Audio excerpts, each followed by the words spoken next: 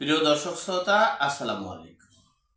আজকের বিষয় নাহিদ ইসলাম, ছাত্র জনতার যে উপদেষ্টা নাহিদ ইসলাম, তিনি প্রধান উপদেষ্টা ডক্টর মোহাম্মদ ইউনূসের সাথে যে কমিটমেন্ট, যে বন্ধন, যে প্রতিশ্রুতি নিয়ে পদত্যাগ করেছেন, সে বিষয়ে আপনাদের সাথে সংক্ষেপে শেয়ার করছি। দেখেন, ডক্টর মোহাম্মদ ইউনূস প্রতিটা মুহূর্ত তিনি কথায় কথায় বলেন নতুন বাংলাদেশ। উনি নতুন বাংলাদেশ বলতে কি বোঝায়, রিসেট বাটন পুশ বলতে কি বোঝানো হয়েছে, এবং এই দেশের নতুন স্বাধীনতা, দ্বিতীয় স্বাধীনতা বলতে কি বোঝানো হয়েছে, সেটা আমি বুঝি না। আপনারা হয়তো বা কতটুকু বুঝতে পারছেন সেটা আপনাদের বিষয়। তবে আমি মনে করছি তিনি দেশটার, যেটা সেনাপ্রধান ডক্টর ওয়াকারুজ্জামান বলেছে, যে দেশের সার্বভৌমত্ব, ভৌগোলিক অবস্থা ঝুঁকির দিকে ধাবিত হচ্ছে। এনাফ ইজ এনাফ, এই পর্যন্তই ডট। এই যে কথাগুলো বলেছেন, এখানে ইঙ্গিত দিয়েছেন ডক্টর মোহাম্মদ ইউনূসকে।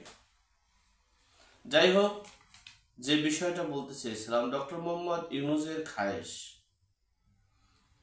তিনি অনেক অর্থবিত্ত হয়েছেন, কিভাবে হয়েছেন, কেমনে হয়েছেন, সব কিছু আপনাদেরকে বোঝানোর, বলার তথ্যপত্র দিয়েছি। এখন বিষয়টা হলো, তার জীবনের স্বপ্ন ছিল একটা রাজনৈতিক প্ল্যাটফর্ম করবে। সেই প্ল্যাটফর্মে তিনি বড় রাষ্ট্রের ভালো একটা জায়গায় যাবেন, সেই প্রত্যাশা ছিল। আপনারা দেখেছেন 2006-7 যে 111-এর সময় তিনি একটা রাজনৈতিক দল গঠন করার জন্য বহুত চেষ্টা করেছেন, প্ল্যান পরিকল্পনা করেছেন নাগরিক শক্তি হিসেবে। তখন তার মাঠে রাজনৈতিক একটা শক্তি, রাজনীতির একটা প্ল্যাটফর্ম ছিল না। ওই সবাইকে নিয়ে করানো সম্ভব হয়নি। দেশি বিদেশি বিভিন্ন শক্তির কাছে হেরে গিয়ে তিনি এয়ারপোর্টে বসে কানে ধরে চলে গেলেন।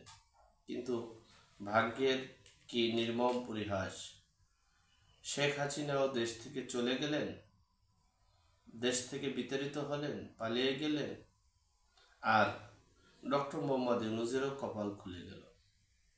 ডক্টর মোহাম্মদ ইউনূস এখন যেভাবেই হোক না কেন, নাহিদ ইসলামকে বলা হয়েছে যে তোমরা এই যে সমন্বয়কারী যারা তোমরা আছো, তোমরা যে কোনো দলে গেলে সেখানে ভালো পদ পজিশন পাবে না।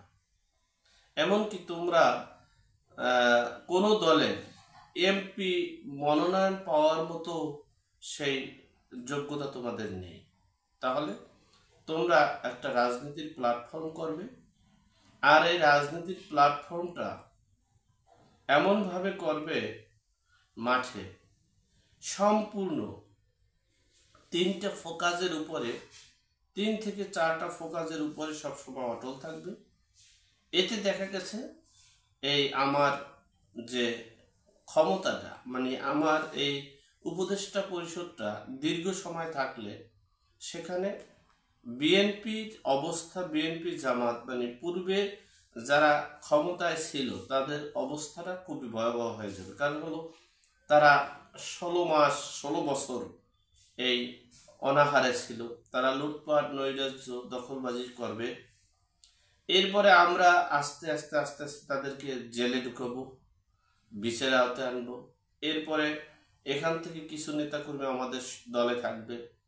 আর আওয়ামী লীগ তো সকলেই গর্তে চলে গেছেন। আওয়ামী লীগ তো হয়তো বা আর আগামী 20 বছরও আসতে পারবে না, যদি তোমাদের প্ল্যাটফর্মটা ঠিক থাকে। তোমাদের একটা প্ল্যাটফর্ম আছে, তোমরা আলাদা একটা ছাত্র গণতন্ত্র সংসদ করেছো। এই ছাত্র গণতন্ত্র সংসদ যে করেছো, এটা একটা প্ল্যাটফর্ম। এই 2টা প্ল্যাটফর্ম তোমরা সবসময় মাঠে রাখবে। আর নির্বাচন যাতে দ্রুত না হয়, কারণ নির্বাচন দ্রুত হলে তোমাদের আমাদের পরিবেশ তেমন হবে না।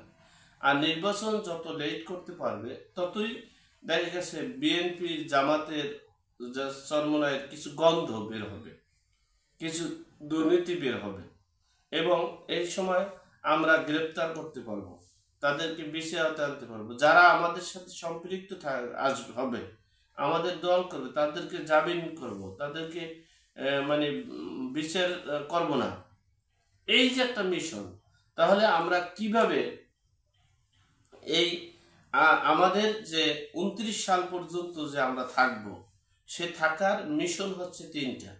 কারণ 3 থেকে 4টা, প্রধানত 5টা মিশন আমি তোমাদেরকে দিই। এই 5টা মিশন কোনো রাজনৈতিক দল একজন পক্ষে গেলে একজন যাবে না, একজন গেলে একজন যাবে না, তাহলে মাঠে একটা অরাজকতা থাকবে, আর এই অরাজকতা পরিবেশে নির্বাচন দেওয়া সম্ভব না। আর তোমাদের প্ল্যাটফর্মটা সবচেয়ে বেশি বড়, কারণ হচ্ছে তোমাদের দেশি বিদেশি শক্তি আছে, তোমাদের সরকারের শক্তি আছে, তোমরা বিপ্লবী সন্তান, তোমরা বিজয়ী বিপ্লবী সমন্বয়কারী বৈষম্য বিরোধী।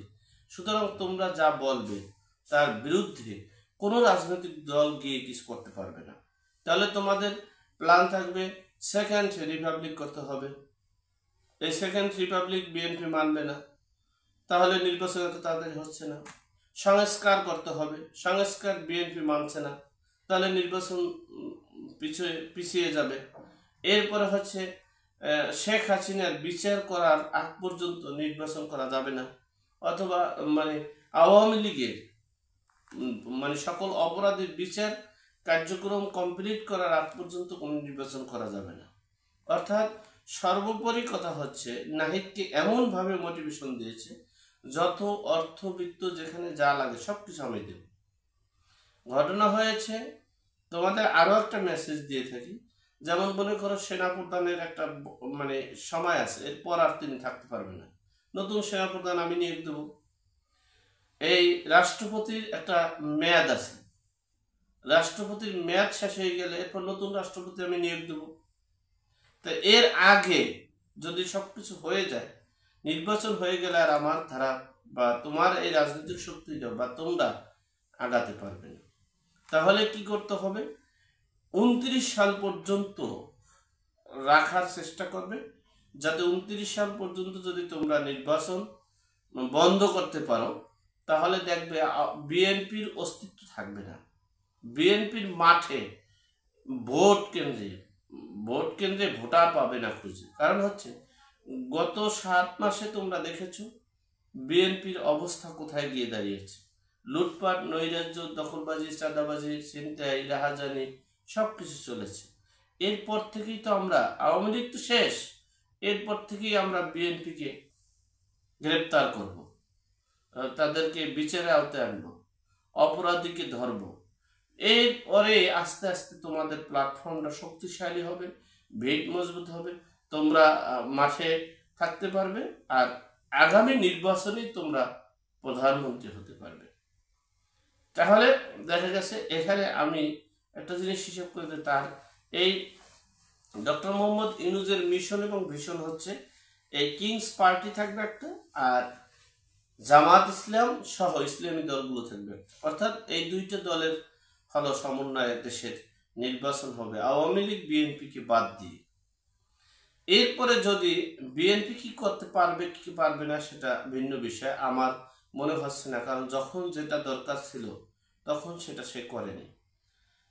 এই মুহূর্তে খুব আগস্ট মাসের শেষের দিক থেকে দিয়ে তারেক জিয়ার বাংলাদেশে আসার উচিত ছিল। আর যদি তারেক জিয়া আগস্ট মাসের শেষের দিকে বাংলাদেশে আসতো, তাহলে বাংলাদেশের সকল রাজনীতির প্ল্যাটফর্মটা তার নিয়ন্ত্রণে থাকতো।